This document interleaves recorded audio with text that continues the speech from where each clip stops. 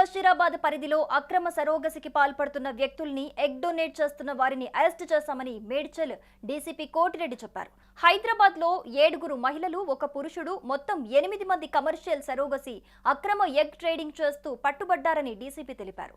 పిల్లల్లేని జంటలను target గా చేసుకుని నిందితులు 15 నుంచి 20 లక్షలు డబ్బులు వసూలు చేస్తున్నారన్నారు.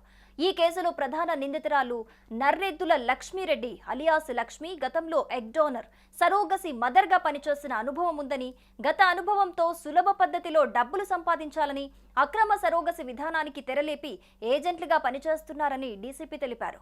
లక్ష్మీరెడ్డి కుమారుడు A2 నిందితుడు నరేందర్ రెడ్డి జైంట్యూలో కెమికల్ ఇంజనీరింగ్ చదివాడని, అమ్మకి తోడుగా ఈ వ్యాపారంలోకి దిగాడని డీసీపీ చెప్పారు.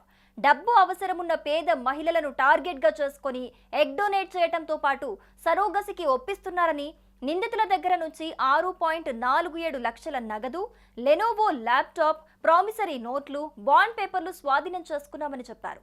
సిరంజీలు, గర్భధారణ మందులు, హార్మోన్ ఇంజెక్షన్లు, హెగ్దే హాస్పిటల్ కేసు షీట్లు స్వాధీనం చేసుకున్నామని చెప్పారు. వీళ్ళిద్దరూ కొన్ని హాస్పిటల్స్ కు ఏజెంట్లుగా పనిచేస్తున్నారని డీసీపీ తెలిపారు. Surrogacy regulation act, assisted reproductive technology act, BNS act కింద కేసు నమోదు చేసి నిందితుల్ని అరెస్టు చేశామన్నారు.